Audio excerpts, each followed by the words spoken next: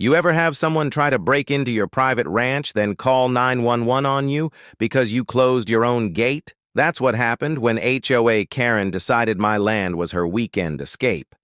She screamed, kicked, and demanded access like she owned the place. But what she didn't know? This little ranch wasn't just mine. It held federal protection, multiple surveillance feeds, and a legal boundary line she just crossed like a freight train into legal hell. By the time she realized, it was too late, because I was already prepping the legal hammer she'd never forget. My ranch had always been a quiet escape from the chaos of the world. Nestled against a wide stretch of forest and bordered by a winding dirt road, it was everything I'd ever wanted. Peaceful, isolated, mine. I installed a sturdy metal gate at the entrance, not just for privacy, but security. Not many people drove up this way unless they were lost or invited, and I liked it that way. The gate had a keypad, surveillance cams, and a clear sign that said, "Private property, no trespassing." It wasn't exactly subtle. That didn't stop her. It started on a Saturday morning. I was drinking coffee on the porch, watching the sunrise, when I noticed a white SUV idling just outside the gate. At first, I figured it was a delivery, or maybe someone needing directions. But the driver didn't leave. In fact, they got out, heels, clicking on gravel like they owned the place, and began walking up and down the length of the gate, inspecting it like it was hers. She snapped a picture, scoffed, and then hit the call button on the intercom, repeatedly. When I answered, she didn't introduce herself or even say hello. Her first words were, "Why is this gate locked? This road leads to the community trail."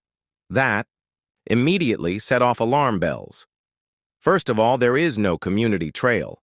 Second, the dirt road from the main highway dead ends at my gate. Beyond it is my driveway, my barn, and about 200 acres of completely private ranch land. But this woman, blonde bob haircut, clipboard in hand, sunglasses like she was on patrol, stood there like she had legal authority. She introduced herself as the HOA access coordinator and demanded I open the gate. I told her politely, but firmly, that she was on private property, and there was no public right-of-way beyond that gate. Her expression changed instantly from fake friendliness to barely contained fury. "I don't think you understand," she hissed. "This is part of the master plan community. These trails are for everyone." Except they weren't. I wasn't part of any HOA. My land was purchased long before the housing development even broke ground a few miles down the road. I knew this because I'd fought tooth and nail to keep it that way. No easements, no shared use, no annexation. Everything had been surveyed and signed off by the county. I calmly informed her of this and even offered to email her a copy of the land plat showing the boundaries. But she waved me off like I was some stubborn tenant who just didn't know better. "You locking this gate is going to be a big problem," she snapped. "The HOA has plans for this area. You can't just shut people out." That's when I realized she wasn't just misinformed. She believed she had jurisdiction over my property. Worse, she had plans. She kept mentioning access points, community engagement, and even a ribbon-cutting event. Something smelled rotten, and it wasn't just her attitude. Then she made the threat that pushed this into overdrive.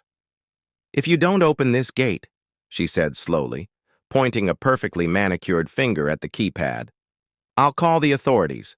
You can't block public access. It's against the law." I laughed, not because it was funny, but because I couldn't believe her nerve. I told her again in plain English that this was my private land, that the public had no access, that if she called anyone, it would be her who had to answer questions. She narrowed her eyes like she'd just been challenged to a duel. "We'll see about that," she said coldly. "I have legal counsel and friends on the city council." I watched her stomp back to her SUV, still snapping photos, even getting out a tape measure to gauge the width of the gate. I stood there, arms folded, watching the audacity unfold like a bad reality show. And sure enough, 15 minutes later, I got the call from the sheriff's office. She'd reported me for illegally closing off public land. I knew this wasn't just about a trail. This woman, Karen, I would soon learn, had targeted my ranch for something bigger. And I had the sinking feeling this was just the beginning of a much bigger storm. Because when someone is willing to lie to law enforcement, twist property lines, and threaten legal action over your land, they're not just confused, they're dangerous. The knock came sooner than expected. 2 sheriff's deputies showed up that same afternoon, dust still swirling behind their SUV tires. The first thing one of them said was, "We got a call about a locked gate blocking public access." I just raised an eyebrow and motioned for them to step onto the porch where I had already laid out a full spread of legal documents. My land, deed, county maps, and even satellite imagery from the assessor's office, showing clearly that the road beyond the gate ended on my property. Before they could say much else, I offered them water and walked them through it all with the patience of a man who dealt with government red tape before. I pointed out the property lines, the coordinates, the zoning classification, even the historical usage data. Everything was tight.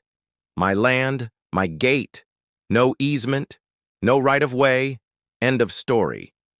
But the officers glanced at each other, clearly caught. Off guard. "Ma'am," one said carefully, "you're saying this entire stretch, everything beyond that gate, is yours?" "Every acre," I confirmed.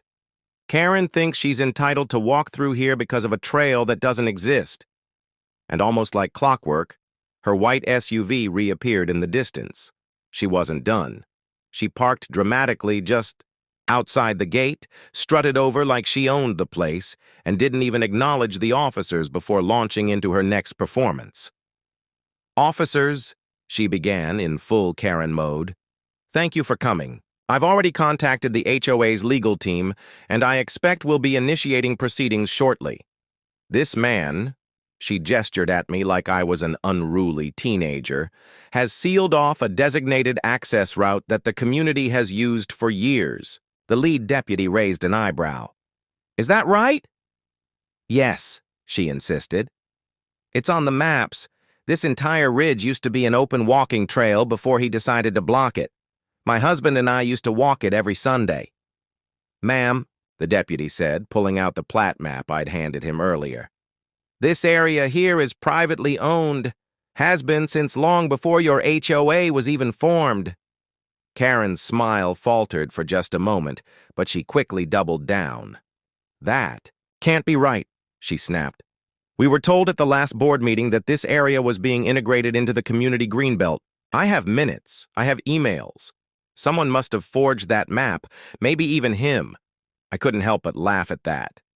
"You think I forged a county-issued document and faked 20 years of ownership records?" Karen crossed her arms. "I think something shady is going on. Why else would someone suddenly lock a public gate?" At this point, the officers weren't even trying to hide their amusement. One of them asked her flat out, "Ma'am, when was the last time you actually walked this so-called trail?" Karen hesitated. "Well, not recently, but that's not the point. The principle is what matters. The community was under the impression the law isn't based on impressions," the deputy cut in. "It's based on deeds and boundaries. And everything we've seen says this isn't your concern." Karen's face went beet red, but she wasn't ready to give up. "Not even close." "Well," she said sharply, turning to me, "you may have your paperwork, but I have the neighborhood's support. People are outraged that you've turned this into some kind of private fortress. I'm not keeping anyone out," I said. "I'm keeping people off my land." That's when she made her next mistake. Karen pulled out her phone and scrolled through photos she'd taken earlier, close-ups of my gate, wide shots of the fencing, even one where she was obviously trespassing beyond the fence line. She flashed it in front of the officers. "See? He's intentionally intimidating residents. That barbed wire wasn't there before. He's escalating this." The deputy looked at the image. "Ma'am, do you realize this photo was taken past the gate?" Karen blinked. "What? You were standing inside the property when you took this. That's trespassing." Her mouth opened, but no sound came out. "You called us to report someone for a crime. the deputy continued slowly.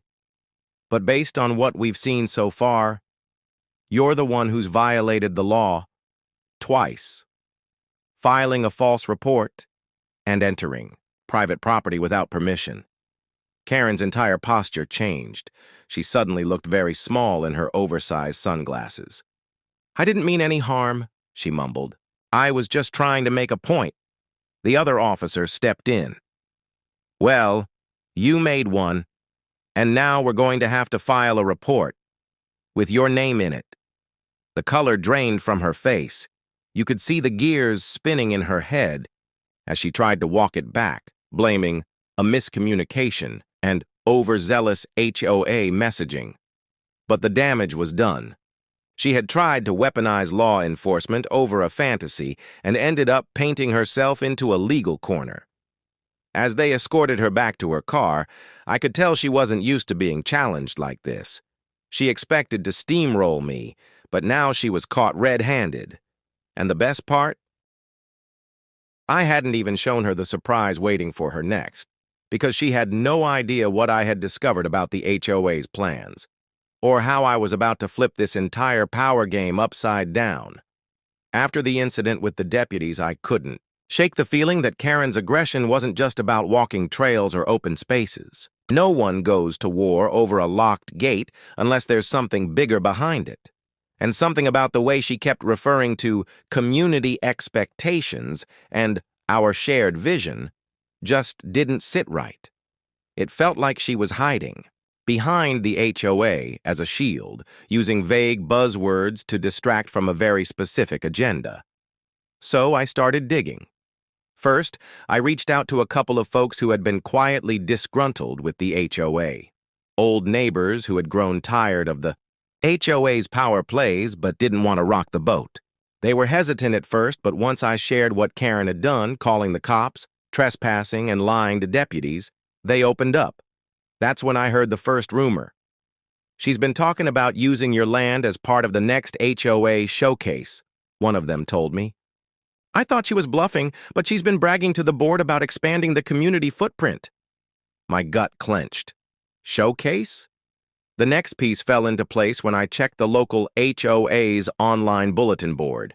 Buried in their event section was a flyer titled Spring into Serenity, a private HOA land tour. The wording was slippery.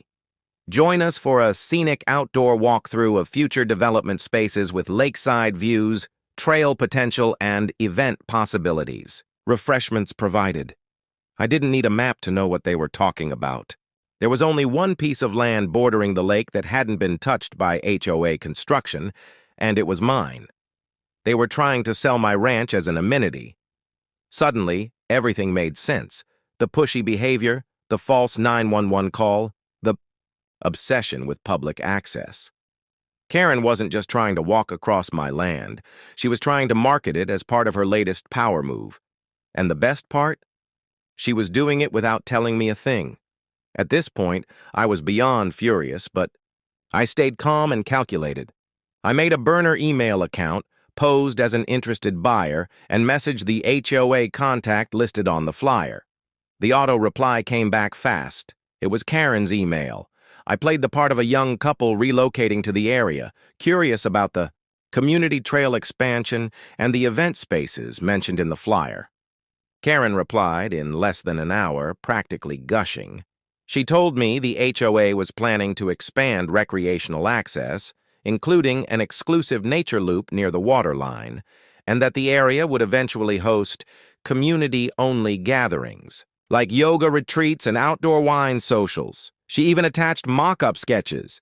And guess what was front and center? My barn, my dock, my freaking tractor. She had literally photoshopped my land into HOA promo material like it was part of her real estate empire. No permission, no discussion, just pure arrogance. I printed everything. Emails, flyers, maps. And then I cross-referenced the county records, just in case there was something buried in the fine print that I'd missed. But nope, crystal clear. No easements, no development rights, no community ownership. The HOA had zero legal basis for any of it. Still, I knew confronting her directly wouldn't work. Karen wasn't the type to admit defeat when cornered.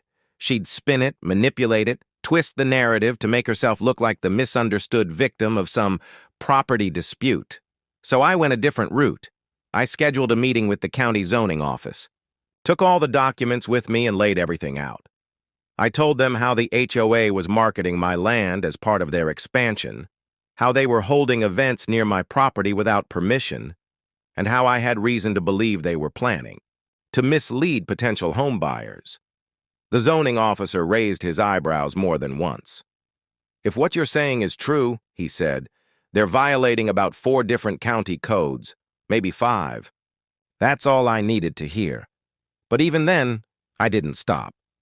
Just to cover all bases, I sent a cease and desist letter through my lawyer, addressed directly to the HOA president, and CC'd every board member. The message was simple.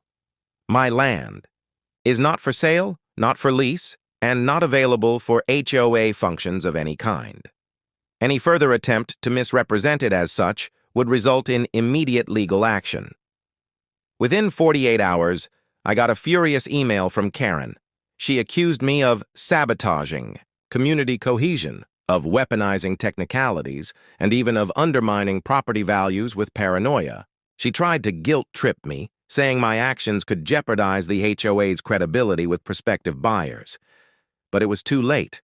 I had already handed over the evidence to the zoning board and filed a complaint with the county attorney's office. Karen's big plan was unraveling, fast. She went from smug queen bee of the HOA to scrambling liar with a paper trail leading right to her inbox. And yet, despite everything, she still wasn't ready to give up. Because Karen didn't just want to save face. She wanted revenge. And I had a feeling her next move was going to be even more desperate than the last. But what she didn't know was that I'd already set the trap, and the next time she tried to cross the line, it wouldn't be a locked gate stopping her. It would be something far more permanent. Karen's last email wasn't just desperate. It was a full-blown tantrum dressed in HOA letterhead. She accused me of being uncooperative, combative, and even anti-community, as if protecting my private land from a hostile takeover made me the villain. But her words weren't just hollow threats anymore. They were proof. Proof that she was spiraling, and spiraling people make mistakes. The cease and desist letter had done its job. It stirred the hornet's nest. I watched quietly as the HOA scrambled to hold emergency meetings, sent out vague apology emails about miscommunications regarding future development, and tried to reassure residents that no personal property lines were crossed. But it was too little, too late, because I wasn't the only one who had Karen in their sights anymore. Once I submitted all the evidence to the county zoning office and the local news picked up the story, a feature called HOA Overreach, Private. Ranch used without consent in HOA marketing blitz.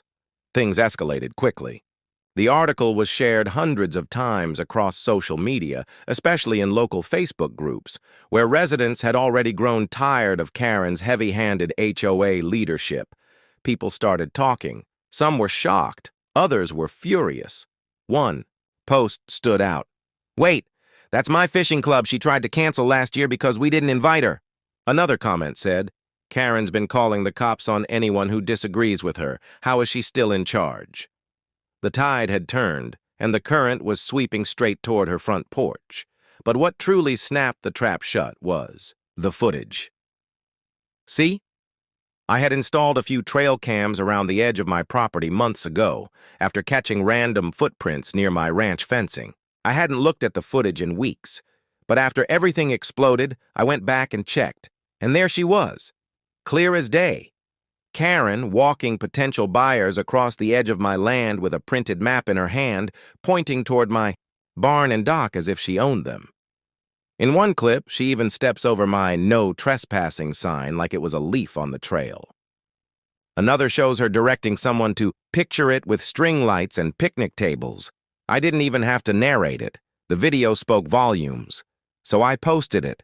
No added text, no accusations, Just a simple caption. This is what miscommunication looks like. The internet took care of the rest. By the next morning, Karen was trending in 3 HOA watchdog forums and had her own thread on Reddit titled, "When Your HOA Queen Tries to Annex a Ranch." And then came the cherry on top, the sheriff's department. I got a call from a deputy I knew personally. He told me they were reopening an investigation, not into me, but into the false police call Karen made the day she tried to have me arrested for closing off public land. Turns out, making a knowingly false 911 report, especially one that results in law enforcement showing up with force, is a criminal offense in our state. Karen had gone from HOA queen to potential defendant. Later that week, 2 deputies knocked on her door, not for a friendly wellness check, but to serve her with a formal notice regarding the complaint and the investigation. My neighbor, who watched it all from his porch, said her face looked like she'd just bitten into a lemonade of regret. The HOA board tried to do damage control, of course. They sent out a newsletter assuring everyone they were reviewing all allegations and committed to maintaining ethical leadership. But their efforts were meaningless. The residents had seen too much. The lies, the fake maps, the trespassing, the manipulation. Karen's biggest weapon, fear, was gone. She used to rely on silence, on neighbors being too tired, too busy, or too afraid to fight back. But I'd done the one thing she couldn't defend against. I exposed her, completely, publicly, legally, and now the same community she claimed to protect was demanding her resignation. She tried one last Hail Mary, an emergency board meeting, to set the record straight, where she tearfully blamed everything on a misunderstanding, the board's marketing team, and even outsiders spreading false rumors. But no one bought it. The footage didn't lie. The documents were real.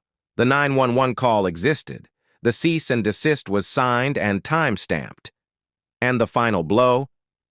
At that very meeting, one of the HOA board members, clearly done with her drama, stood up and announced he'd filed a motion for a vote of no confidence. The room erupted in applause.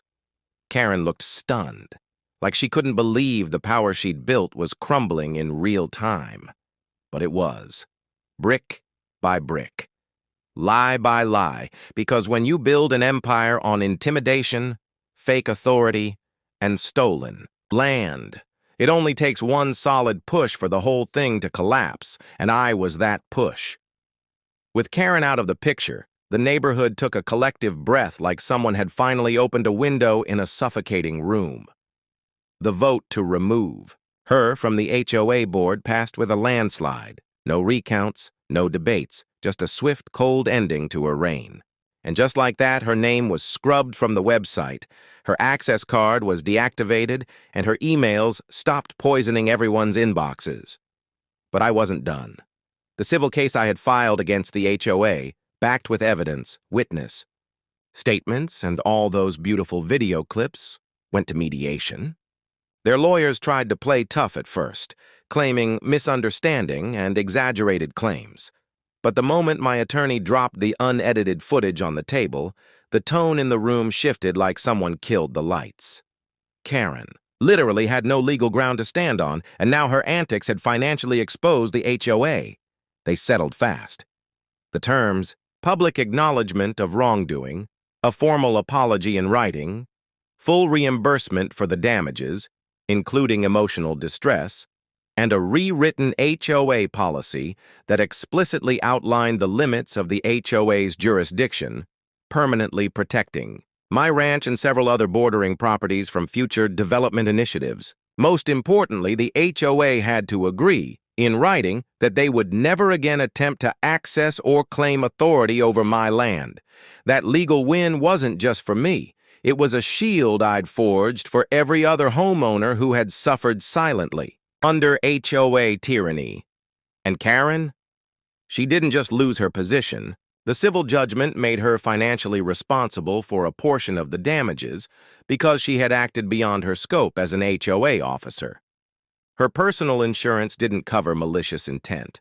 So when it was over, she owed money, and more, than just legal fees. Her reputation was scorched earth. I installed a brand new gate, complete with motion sensors, a private access system, and 3 signs that left no room for interpretation. One of them read, "Private ranch, trespassers will be prosecuted." The other one? A little more fun. "This ain't your backyard BBQ." But the real moment of satisfaction came a few weeks later when I hosted a community barbecue. Not for the HOA, not for the board, but for my real neighbors, the ones who had quietly supported me, offered statements for my case, or simply watched the whole mess unfold with disbelief and disgust. We set up long picnic tables along the edge of the ranch, overlooking the lake. Karen once tried to claim for her own. The smoke from the grill curled into the evening sky as laughter and music filled the air. Kids splashed in the pond, adults raised glasses, and taped to the smoker, right next to the ribs, was a custom sign that got everyone smiling. "Private ranch, not your playground." It wasn't just a jab. It was a statement. This land was mine, earned, protected, and no longer vulnerable to power-hungry frauds hiding behind HOA titles. At one point, someone mentioned they saw Karen trying to drive past the ranch earlier. That day, only to be stopped by the new security gate and turned around by a patrol car. Apparently, the sheriff's department had formally banned her from stepping foot or even driving onto my property without risking a trespassing charge. That piece of paper? Priceless. A few months later, I heard Karen had sold her house, moved 3 towns over. Rumor had it she tried to join another HOA board but was politely declined. Her reputation had traveled faster than her moving van. And, good riddance, she'd spent years using rules, fear, and fake authority to bend people to her will. But in the end, all it took was one person standing up with proof, patience, and a plan to bring her down. Now, when I wake up in the morning, I don't hear angry knocks or threats about easement rights. I hear birds, wind, the soft hum of a ranch running smoothly. And every time I see that big, bold sign on my gate, I smile, not because I'm proud of what I did to her, but because I'm proud of what I stopped her from doing to anyone else ever again. If you enjoyed watching Karen get served a big slice of justice, just imagine what's coming next. We've got more wild, outrageous, and satisfying HOA tales that you won't believe actually happened. So don't miss out. Hit that subscribe button, turn on notifications, and join the community that exposes HOA madness one story at a time. This is the HOA Stories, where the Karens fall and the truth rises.